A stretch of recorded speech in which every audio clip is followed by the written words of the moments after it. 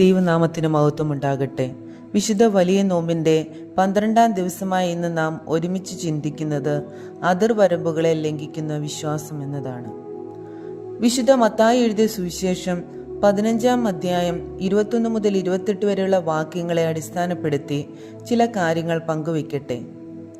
നമ്മുടെ വിശ്വാസത്തിന് അതിർവരമ്പുകളുണ്ടോ? ആരാണ് നമ്മുടെ വിശ്വാസത്തിന് അതിർവരമ്പുകൾ സൃഷ്ടിക്കുന്നത്? ഒന്നാമതായി, നാം സ്വയം സൃഷ്ടിക്കുന്ന അതിർവരമ്പുകൾ. നമ്മുടെ അപകർഷതാബോധം, ഞാൻ താഴ്ന്ന ജാതിയാണ്, പാപിയാണ്, വിശുദ്ധനായ കർത്താവിൻ്റെ അടുക്കൽ ഞാൻ എങ്ങനെ ചെല്ലും, ഈ ചിന്തകളെയൊക്കെ ദൈവത്തോട് അടുക്കുവാനുള്ള ധൈര്യത്തെ ചോർത്തിക്കളയുന്നു.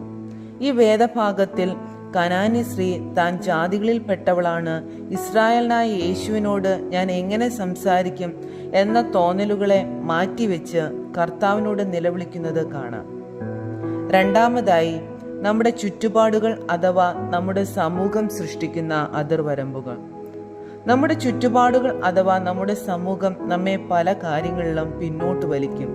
ഇവിടെ ശിഷ്യന്മാർ പോലും യേശുവിനോട് പറയുന്നത് അവൾ കനാനി സ്ത്രീയാണ്, ജാതികളിൽ പെട്ടവളാണ്, അവളോട് സംസാരിക്കേണ്ട എന്നാണ്.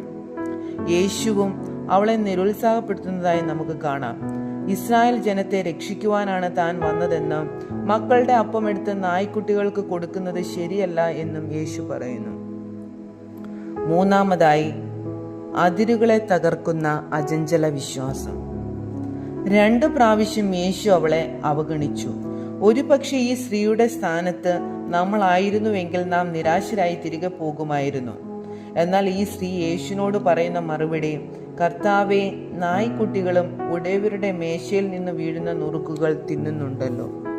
ഈ ഒരു മറുപടിയിലൂടെ താനും ഈ ദൈവത്തിൻ്റെ സൃഷ്ടിയാണ്, ദൈവത്തിൻ്റെ മകളാണ്, ഈ ദൈവത്തിൻ്റെ അനുഗ്രഹം ലഭിക്കുവാൻ എനിക്കും അവകാശമുണ്ട് എന്ന ഉറച്ച വിശ്വാസ പ്രഖ്യാപനമാണ് അവൾ നടത്തുന്നത്. അവളുടെ വിശ്വാസം കണ്ട് യേശു പോലും അത്ഭുതപ്പെട്ടു. യേശു അവിടെ നിന്ന് അവളുടെ ആവശ്യം കേട്ട് അവളുടെ മകൾക്ക് സൗഖ്യം കൊടുത്തു.